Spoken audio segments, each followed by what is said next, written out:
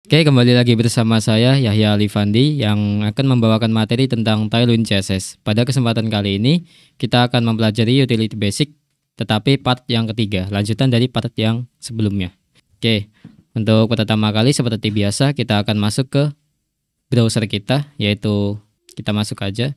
Nah, saya sudah siapkan websitenya. Saya sudah masuk ke komponennya juga, ke dokumentasinya.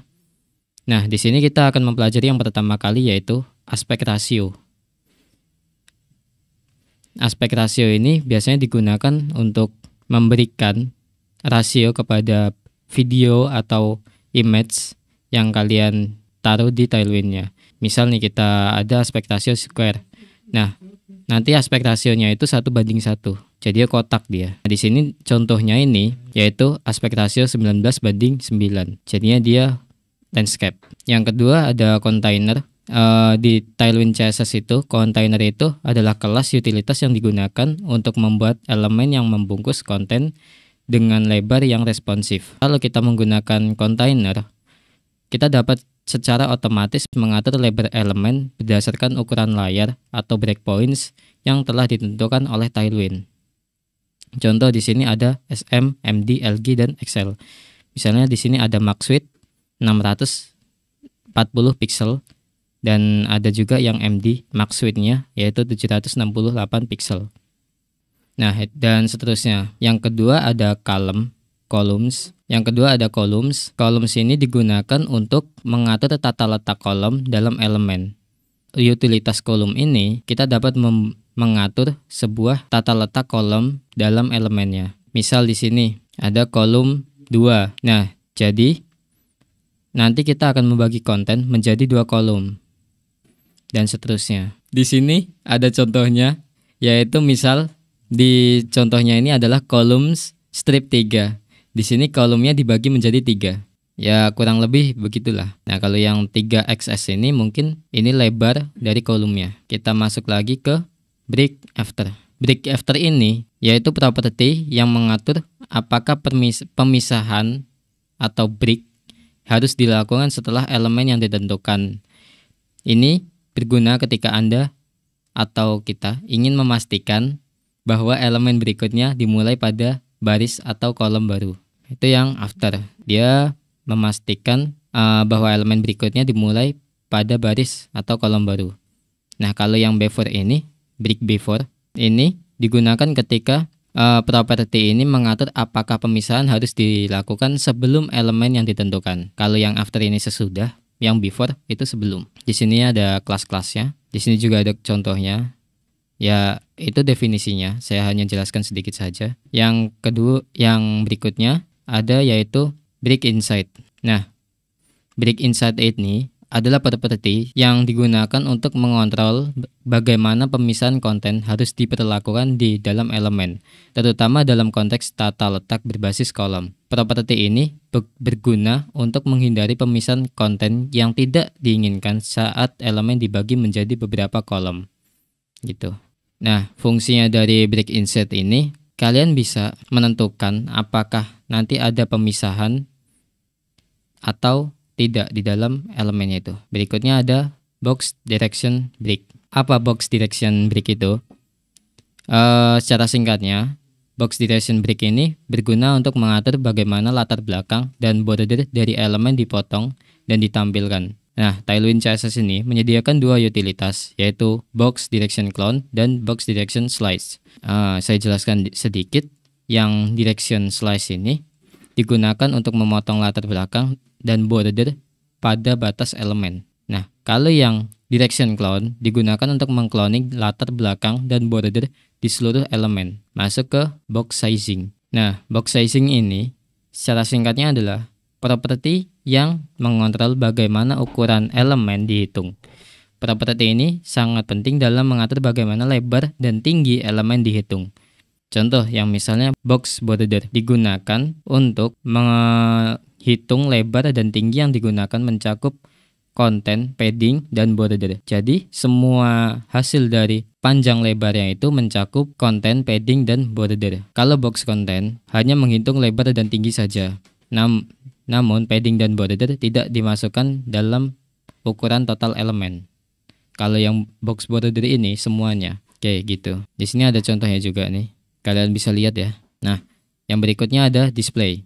Nah, di display ini berguna untuk menentukan bagaimana elemen ditampilkan di dalam dokumen. Misalnya di sini ada block, inline, flex, table, dan seterusnya. Banyak banget. Nah, saya jelaskan sedikit saja. Seperti block digunakan ketika elemen akan menempati seluruh lebar yang tersedia dan mulai di baris baru. Nah, jika yang flex mengaktifkan model layout flexbox untuk elemen. Jika yang grid itu mengaktifkan model layout grid untuk elemen. Dan jika non, dia tidak ada display sama sekali, yaitu menggunakan hidden.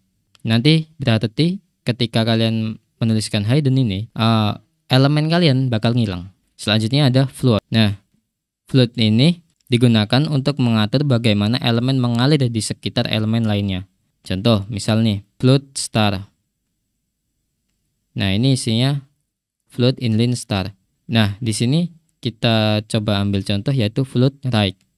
Digunakan untuk elemen mengalir ke kanan. Jadinya dia bakal ngalirnya ke kanan. Kayak misal nih, di sini ada float right. Si image-nya ini dikasih float right. Dia bakal mentok di kanannya ini. Dia bakal ngalir ke kanan ini. Gitu. Yang berikutnya ada clear. Clear ini digunakan untuk mengatur apakah elemen harus muncul di bawah elemen yang mengapung.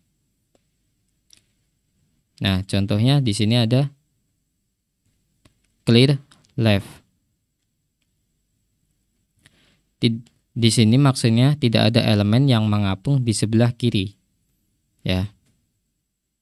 Jika yang right, clear right, dia mendefinisikan tidak ada elemen yang mengapung di sebelah kanan. Nih. Aduh, maaf. Oke, yang berikutnya ada isolation. Nah, isolation ini secara sederhananya yaitu digunakan untuk mengontrol apakah elemen harus diisolasi dalam konteks rendering. Misalnya di sini ada isolate dan isolate auto. Isolate ini membuat konteks rendering baru untuk elemen, memisahkan efek seperti z-index.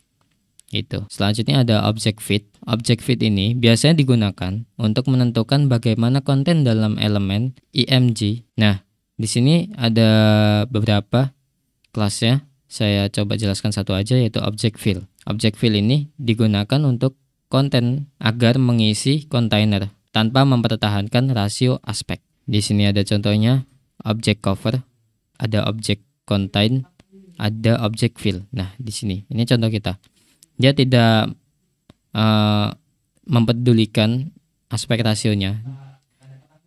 Dia langsung menutupi semua kontainer. Walaupun ini bukan rasio aslinya, yaitu landscape ini bukan rasio aslinya, dia tetap memaksa untuk sampai ke kanan kirinya ini. Oke, lanjut ke object position. Nah, selanjutnya ada object position. Nah, object position ini biasanya digunakan untuk menentukan posisi konten dalam elemen media ketika menggunakan object fit. Nah, di sini ada contohnya. Object center, object left, object right. Coba kita jelaskan. Nah, di sini ada contohnya. Saya akan coba jelaskan sedikit aja. Di sini ada object top. Dia berada di atas, paling atas di tengah-tengah. Nah, ketika kita menambahkan object left top, dia akan bergeser ke kiri. Begitu juga yang right. Gitu, itu object position. Nah, yang selanjutnya ada overflow. Overflow ini digunakan untuk mengontrol bagaimana konten yang melampaui batas elemen ditangani. Nah, semisal di sini ada contohnya yaitu overflow hidden. Image ini melampaui sebuah kontennya. Dia bakal di hide atau dipotong sesuai kontennya, begitu. Itu contoh untuk flow hide. Nah, di sini juga misalnya ada overflow auto. Di sini kan ada beberapa elemen nih, ada 4. Nah, si konten ini cuma ngasih max height-nya segini. Jadi nanti kalau kita kasih overflow auto, dia bakal ngasih scroll karena autonya itu scroll. Karena ini banyaknya ke bawah dan ini menembus si kontennya. si auto ini ngebacanya dia butuh Y tambahan atau scroll agar dapat menampilkan elemen yang paling bawah gitu. Nah, selanjutnya ada over scroll before. Nah, ini untuk mengatur perilaku saat pengguna menggulir melewati batas elemen. Misal di sini ada over scroll contain. Ini untuk menghindari scroll lanjut ke halaman di luar elemen gitu. Ini ada contohnya ya. Kalian bisa coba-coba sendiri. Saya akan hanya jelaskan sedikit saja. Nah, di selanjutnya ada position. Position ini digunakan untuk menentukan bagaimana elemen diposisikan dalam dokumen. Misal nih, yang statis. Ini posisi default, elemen mengikuti alur dokumen. Kalau yang relatif, ini digunakan untuk elemen memosisikan relatif terhadap posisi normalnya. Kita lihat coba di contohnya. Ini absolute, fixed. Nah, ini relatif. Ini ada contohnya ya, relatif. Nah, terus berikutnya ada absolute. Absolute ini memposisikan relatif terhadap elemen induk terdekat yang diposisikan. Kita coba cari contohnya. Nah, ini contoh yang absolute ya. Dia bakal di sini nih. Dan ini yang statis. Ini yang absolute. Jelas ya perbedaannya. Nah, terus ada juga yang fixed, digunakan untuk relatif terhadap viewport dan tetap di tempat saat bergulir. Contohnya seperti yang mana yang fixed nih. Nah, ini yang kontak sini ya, yang kontak. Nah, ini dia dikasih fixed. Ketika bergulir dia tetap di situ, nggak bergerak sama sekali. Nah, yang terakhir ada sticky. Kalau yang sticky ini kayak dia memberikan perilaku seperti relatif hingga mencapai titik tertentu, kemudian berperilaku seperti fixed. Nah, di sini ada contohnya, misalnya di sini ada A. Ketika kita scroll, ketika sudah mencapai B, dia bakal ganti B. Seterusnya juga karena dia berperilaku relatif hingga mencapai titik tertentu, kemudian berperilaku seperti fixed gitu. Ini kan relatif nih, relatif terus nih. Nah, ketika nyapai titik tertentu dia bakal jadi fixed kayak gitu, nggak ikut ke scroll gitu. Nah, yang berikutnya ada top, right, bottom, left. Nah, keempat properti ini digunakan untuk menentukan posisi elemen yang diposisikan relatif, absolute, fixed, sticky dalam hubungannya dengan batas kontainer gitu. Misalnya yang top nih menentukan jarak elemen dari bagian atas kontainer. Kalau yang right itu juga menentukan jarak elemen dari sisi kanan kontainer. Bottom juga sama, menentukan jarak elemen dari bagian bawah kontainer gitu. Dan seterusnya ya. Nah, yang berikutnya ada visibility termasuk. Nah, visibility ini digunakan untuk menentukan apakah elemen terlihat atau tidak, tetapi tetap mengalokasikan ruang untuk elemen tersebut. Nah, misal di sini ada visible. Visible ini elemen terlihat. Nah, di sini ada contohnya yaitu invisible-nya. Kalau yang visible ini udah tentu elemennya terlihat ya. Nah, yang invisible ini dia visibility-nya hidden. Di sini ada contohnya. Nah, ini yang div keduanya ini dia kasih invisible. Di sini menghilang tapi tetap ada akolokasi ruangnya gitu. Nah, yang berikutnya ada z-index. Z-index ini untuk mengatur urutan tumpukan elemen yang diposisikan, relatif, absolute, fixed, sticky. Semakin tinggi nilai Z-index, semakin tinggi prioritas elemen dalam tumpukan. Nah, misal nih di sini Z20, berarti Z-indeksnya 20, berarti dia berada di tumpukan ke-20 gitu. Nah, di sini ada contohnya, misalnya di sini ada Z-index 0, yaitu dengan angka 1 ini. Nah, ini 10, ini 20, 30, dan 40. Di sini makin bertumpuk. Kalau ini misalnya dirapetin, dia bakal bertumpuk nih. Ini yang satu, ini yang kedua, ini yang ketiga, ini yang keempat, ini kelima gitu. Jadi nanti yang satu ini bakal ketumpuk paling bawah, yang kelima ini paling atas gitu. Oke, kita masuk ke materi yang kedua, yaitu flexbox dan grid. Nah, flexbox dan grid. Di sini kita klik aja ke flex basis. Nah, kita sudah masuk ke flex basis ya. Nah, sebelum itu saya coba jelaskan dulu untuk apa itu flexbox. Flexbox adalah metode tata letak yang memudahkan penyusunan elemen dalam baris atau kolom, serta distribusi ruang di antara elemen. Jadi kita kalau mau mengatur tata letak sebuah elemen, kita menggunakan flexbox. Gitu. Ya, kita masuk ke flex basis. Flex basis ini adalah properti dalam flexbox yang menentukan ukuran awal elemen fleksibel sebelum ruang tambahan dialokasikan. Nah, di sini ada kelas basis 0. Ini menetapkan flex basis ke 0 sehingga elemen memulai dengan ukuran 0 dan hanya berkembang sesuai ruang yang tersedia. Jika misalnya ini ada flex basisnya itu adalah misal contoh 16, ini menetapkan ukuran awal elemen dalam satuan rem. Kalau misalnya basis 16 itu remnya itu 4 gitu. Dimulai dari ukuran 4 rem gitu. Nah, yang kedua ada flex direction. Di sini kita bisa lihat ada flex row reverse, call reverse. Sebenarnya flex direction itu untuk mengatur arah dari flex tersebut. Misalnya di sini ada flex row, dia bakal ngatur arahnya ke kanan atau horizontal gitu. Kalau yang call itu bakal ngatur ke bawah. Nah, yang berikutnya ada flex warp. Flex warp ini digunakan untuk membungkus elemen jika melebihi lebar baris.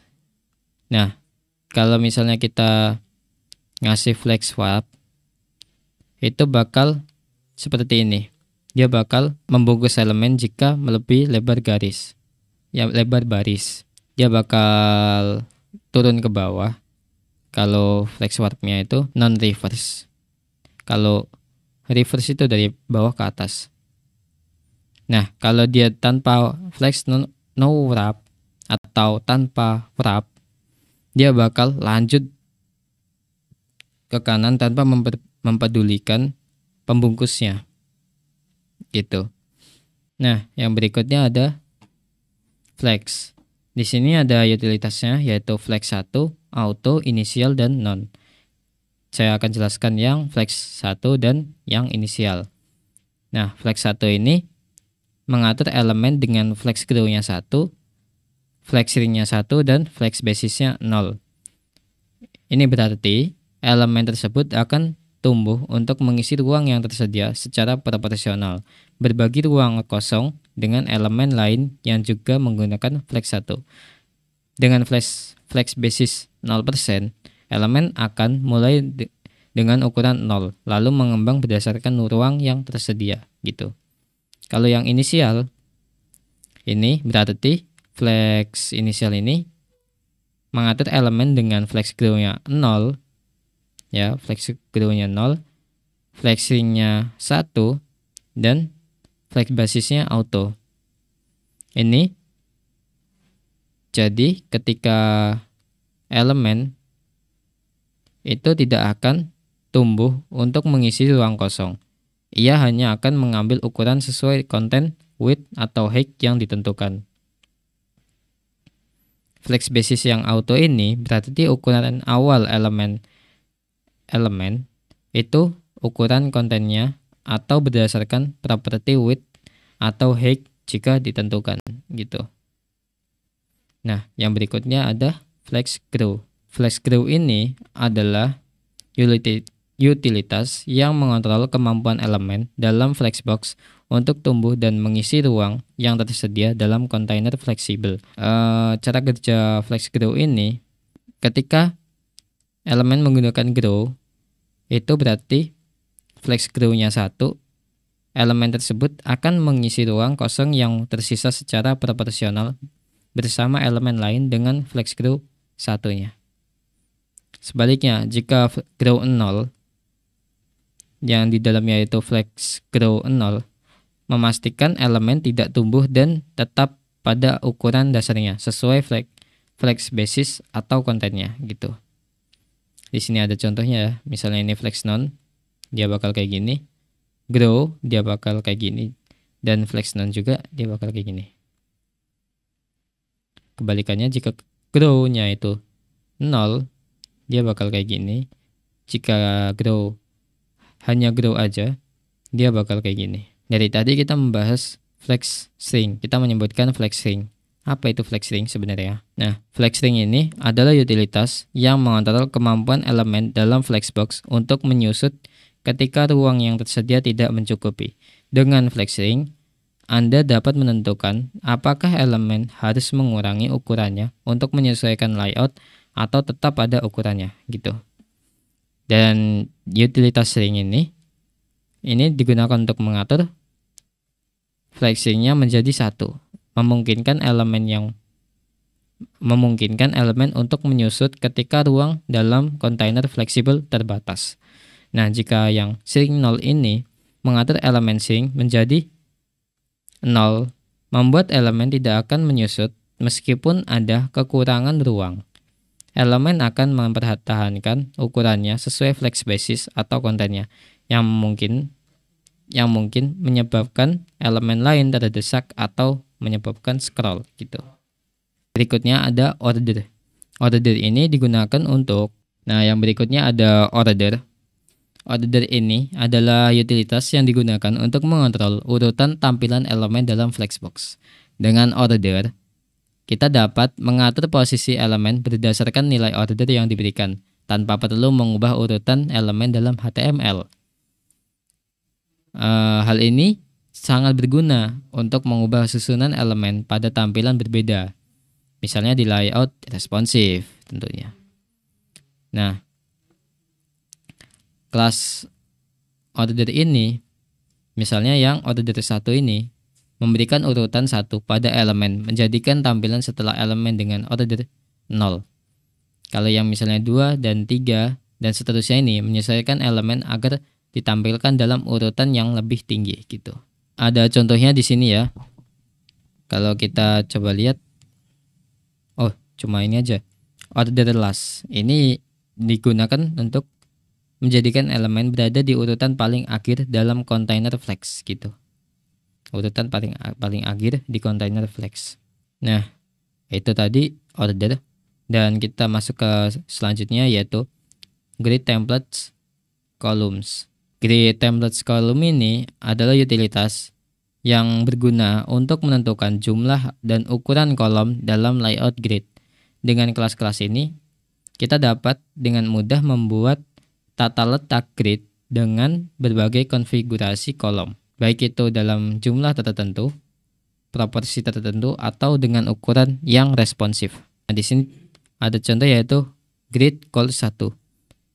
Ini menentukan jumlah kolom tetap dari 1 hingga 12. Nah, di sini ada grid, misal kita ambil grid 12. Nah, ini berarti 12 kolom yang masing-masing mengambil 1/12 dari lebar grid. Ya, kurang lebih begitu. Ketika misal nih grid 10, dia ada 10 kolom yang masing-masing mengambil 1/10 dari lebar grid tersebut gitu. Kurang lebih begitu. Berikutnya ada grid column start atau ends. Nah, grid column start atau end ini digunakan untuk mengontrol di mana setiap elemen grid memulai dan berakhir di grid kolom. Ini berguna untuk membuat tata letak yang lebih kompleks di mana item tertentu perlu mengambil lebih dari satu kolom atau harus dimulai dari posisi tertentu dalam grid. Nah, misal di sini ada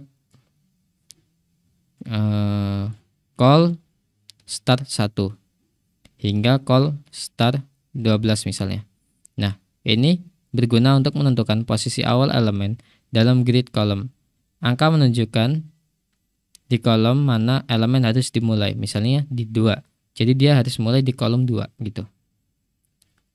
Kalau yang auto, nah ini membiarkan posisi awal elemen otomatis sesuai peraturan default gitu. Kalau misalnya di sini ada call end 1 hingga berapa ini 13.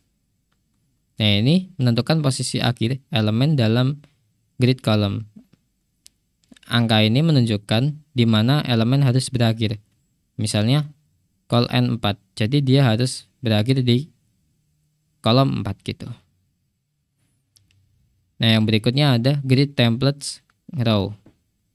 Nah, si grid templates row ini digunakan untuk mengatur jumlah dan ukuran baris dalam sebuah grid. Dengan menggunakan grid template row ini, kita dapat menentukan beberapa banyak barisan yang diperlukan dan seberapa besar masing-masing baris dalam sebuah grid itu. Kayak nih, misalnya di sini ada grid row 1 hingga row 12 ya. Misalnya, ini menentukan jumlah baris tetap dari 1 hingga 12. Misalnya, ke grid 1 ini dia hanya ada satu baris, dan ketika kita memberikan grid 7, dia akan memberikan 7 baris yang masing-masing mengambil tinggi yang sama gitu. Kurang lebih begitu ya. Nah, yang berikutnya ada grid row start N atau N. Nah, grid row start dan N ini digunakan untuk memungkinkan Anda mengontrol di mana elemen grid ini dimulai dan berakhir di baris tertentu dalam grid. Nah, contoh di sini ada row start 1 misalnya ya. Start 1 hingga start 13. Nah, ini digunakan untuk menentukan di baris mana elemen grid harus dimulai. Misal di start 3.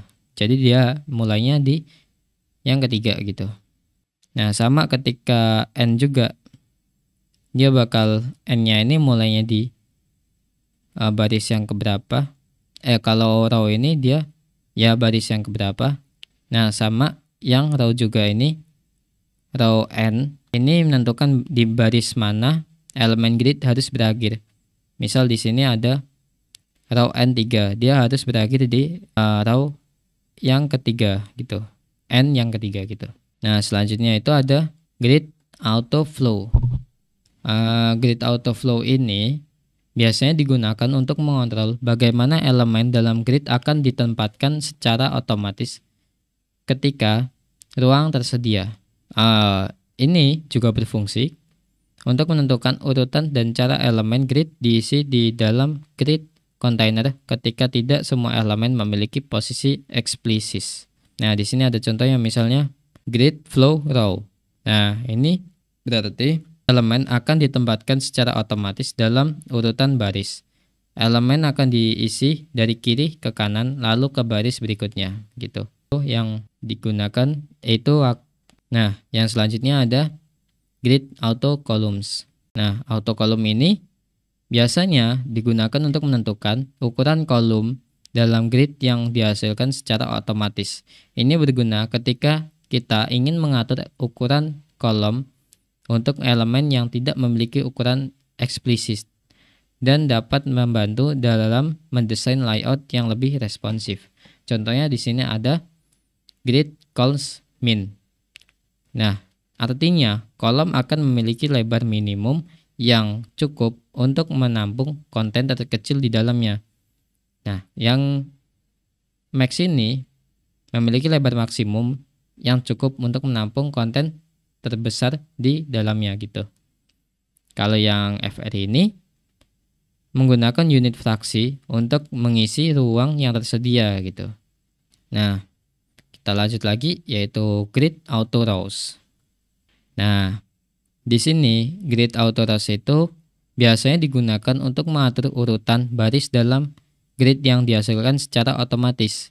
Ini berguna untuk menentukan bagaimana baris dalam grid akan diatur saat elemen grid ditambahkan tanpa ukuran eksplisit. Nah, di sini ada contohnya. Di sini ada kelasnya, yaitu contoh misal auto rows min. Nah, ini maksudnya yaitu baris nanti akan ditampilkan. Ini maksudnya baris akan memiliki tinggi minimum yang cukup untuk menampung konten terkecil di dalamnya. Ini akan memastikan bahwa semua baris memiliki setidaknya tinggi tertentu terlepas dari ukuran kontennya gitu. Kalau yang max ini dia maksimal yang cukup untuk menampung konten terbesar di dalamnya gitu. Max. Kalau yang max, yang min tadi yang terkecil ya. Nah, gitu. Yang selanjutnya ada gap. Nah, yang selanjutnya ada gap.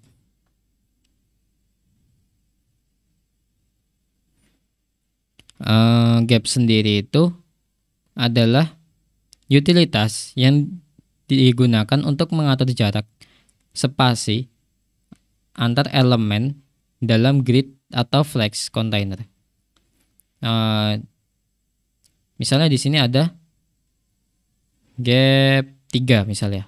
Nah, ini mengatur jarak antar elemen baik di baris maupun kolom secara atau sebesar 3. Kalau misalnya kita gap 3 nih. Nah, di antara elemen-elemen itu bakal ada jarak sebesar 0,75 rem gitu.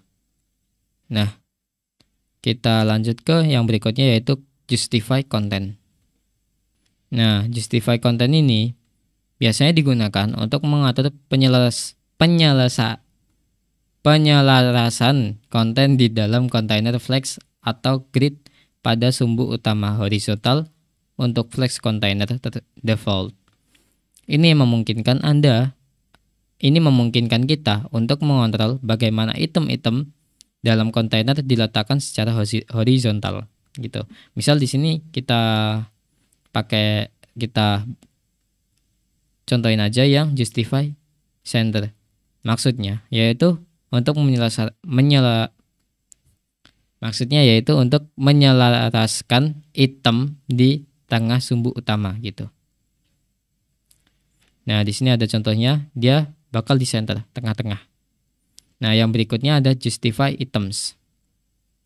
Nah, justify items ini secara sederhana digunakan untuk mengatur penyelarasan item dalam grid container pada sumbu silang atau vertikal dalam grid atau flex. Ini memungkinkan kita untuk mengontrol bagaimana elemen-elemen grid diletakkan secara vertikal di dalam sel grid. Nah, misalnya di sini ada justify item center. Artinya menyelaraskan item di tengah sel grid. Misal di sini ada contohnya yaitu justify item center ya ini. Nah, ini dia akan menggunakan grid. Nah, dia tambahkan justify item centers. Dia bakal ada di tengah-tengah. Kalau yang justify content itu untuk khusus flex. Nah, yang item centers ini digunakan untuk grid gitu. Saya mengetahuinya gitu. Kalau kalian punya jika kalian mengoreksi itu salah, coba komen di komentar ya, biar saya lebih paham lagi. Saya juga baru belajar tentang Tailwind CSS kan. Nah, yang berikutnya ada justify self. Nah, justify self ini digunakan untuk mengatur penyelarasan individu item di dalam grid container pada sumbu silang vertikal dalam konteks grid default. Ini memungkinkan kita untuk mengontrol bagaimana elemen tertentu diletakkan secara vertikal di dalam sel gridnya. Di sini ada misalnya justify self center untuk menyelaraskan item di tengah sel grid. Di sini kita lihat contohnya. Nah, ini ada justify self center. Dia bakal menyelaraskan item di tengah sel grid gitu. Yang berikutnya ada alik content. Nah, secara singkatnya, alik content ini digunakan untuk mengatur penyelarasan konten dalam kontainer flex atau grid pada sumbu silang vertikal. Ini juga berguna ketika ada ruang ekstra di sumbu silang setelah item-item dalam kontainer diatur. Dengan menggunakan alik item, kita dapat mengontrol bagaimana ruang tersebut dibagi antara item-item. Nah, misalnya di sini ada content center. Content center ini bermaksud untuk menyelaraskan konten di tengah sumbu silang. Nah, di sini misal ada contohnya ya. Yang center pasti di tengah gitu. Nah, ini dia menggunakan grid ditambah content center, dia bakal menyelaraskan di tengah-tengah ini. Nah, yang berikutnya ada alik item. Nah, alik item sini secara sederhananya yaitu untuk mengatur penyelarasan item di dalam kontainer flex atau grid pada sumbu silang vertikal. Nah, bedanya di sini di contohnya ini dia menggunakan flex, yang tadi menggunakan grid, ini menggunakan flex, dan item center ini digunakan untuk menyelaraskan di tengah-tengah dari flexnya ini. Jika alik self ini digunakan untuk mengatur penyelarasan individu dari item dalam kontainer flex atau grid pada sumbu silang vertikal. Nah, kita coba lihat lagi contohnya, yaitu self center. Di sini kita lihat contohnya, tetap sama, menyelaraskan item di tengah sumbu silang. Dia menggunakan flex dan self center untuk menengahkan item ini, gitu. Yang berikutnya ada place content. Nah, place content ini digunakan untuk mengatur penyelarasan dari distribusi ruang di antara item dalam sebuah kontainer grid. Fungsinya untuk mengontrol bagaimana konten ditempatkan dalam grid di sepanjang sumbu utama dan sumbu silang secara bersamaan. Nah, di sini kita ambil aja satu contoh, yaitu place content center. Ini digunakan untuk menyelaraskan konten di tengah, baik secara vertikal atau horizontal. Nah, ini place content center, dia bakal di tengah-tengah. Oh ya, ini untuk grid ya. Yang berikutnya ada place item. Nah, place item ini digunakan untuk mengatur penyelarasan item di dalam sebuah kontainer grid pada sumbu utama dan sumbu silang. Ini adalah kombinasi dari justify items dan alik items, memungkinkan Anda untuk mengontrol bagaimana item ditempatkan di dalam grid secara keseluruhan. Kita ambil salah satu contohnya, yaitu place item center. Nah, ini berguna untuk menyelaraskan semua item di tengah, baik secara horizontal maupun vertikal. Kita lihat di contohnya. Nah, ini place item center, dia bakal ada di tengah-tengah, dan ini menggunakan grid. Nah, yang berikutnya ada place self. Nah, place self ini biasanya digunakan untuk mengatur penyelarasan individual dari sebuah item dalam kontainer grid atau flexbox. Ini menggunakan fungsi dari justify self dan alik self, sehingga kita dapat mengatur bagaimana satu item tertentu diletakkan dalam konteks grid atau flex secara spesifik. Nah, kita lihat di sini ada place item center, dan contohnya seperti ini. Dia bakal menyelaraskan item di tengah, baik secara horizontal maupun vertikal, gitu. Nah, untuk materi selanjutnya yaitu ada tables. Kita masuk ke tables. Mana? Kita kalau nggak nemu, kita ketik di sini aja tables. Nah, kita sudah menemukan table di sini. Nah, mungkin saya akan jelaskan sedikit dulu tentang table. Nah, table ini adalah utility yang digunakan untuk memberikan gaya pada elemen table dengan cara yang responsif dan konsisten. Tailwind sendiri menyediakan beberapa utility class yang dapat diterapkan pada elemen table untuk mengontrol penampilan dan perilakunya. Nah, kita masuk ke border collapse ya. Nah, border collapse ini biasanya digunakan untuk mengontrol cara batas border ditampilkan pada table. Dengan menggunakan kelas utility Tailwind CSS sendiri, kita dapat dengan mudah menerapkan gaya ini. Terdapat beberapa metode. Ya, sebenarnya ada dua metode untuk menggunakan border collapse ini. Yang pertama yaitu kelasnya, yaitu border collapse. Nah, ini batas tabel yang berdekatan akan digabungkan menjadi satu batas. Ini mengurangi ruang antara sel, tabel, dan memberikan tampilan yang lebih terintegrasi. Nah, yang berikutnya ada separate. Dalam mode ini, di batas setiap sel tabel tetap terpisah. Ini memungkinkan ruang di antara sel memberikan tampilan yang lebih terpisah, gitu. Nah, di sini ada contohnya, misalnya kalian bisa lihat-lihat ya. Nah, yang berikutnya ada border spacing. Border spacing ini digunakan untuk menentukan jarak antara batas sel table ketika mode border separate diterapkan. Nah, di sini misalnya ada border spacing 1. Nah, di sini dia akan memberikan jarak sebesar 0,25 rem ya. karena di sini adalah bordered spacing 1 misal. Nah, yang berikutnya ada table layout. Oke, yang berikutnya yaitu table layout. Nah, table layout ini digunakan untuk mengatur dan mengelola tata letak kolom dalam sebuah table gitu. Nah, di sini ada table fixed. Nah, dengan mode ini lebar kolom ditentukan oleh lebar table atau lebar yang ditentukan untuk setiap kolom. Jika konten di dalam sel melebihi lebar yang diterapkan, konten tersebut akan dipotong gitu. Ini untuk table fixed. Nah, kalau yang auto, table layout auto, dengan ini lebar kolom ditentukan oleh konten sel. Kolom akan melebar sesuai kebutuhan untuk menampung konten yang ada gitu. Yang berikutnya ada caption site.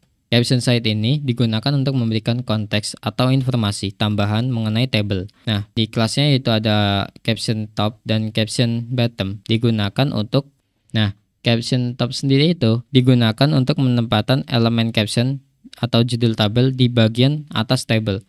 Nah, kalau yang caption bottom itu di bagian bawah di bawah table gitu. Mungkin itu aja ya. Selesai di bagian table. Kita udah mengulas beberapa materi kali ini, yaitu 3 materi tentang layout, flexbox dan grid, dan tables. Nah, mungkin cukup sekian pertemuan pada kali ini. Jika ada banyak salah ucapan dari saya mohon maaf. Dan sampai jumpa kembali di next time. Insya Allah saya akan upload lagi minggu depan. Dan see you. Bye-bye.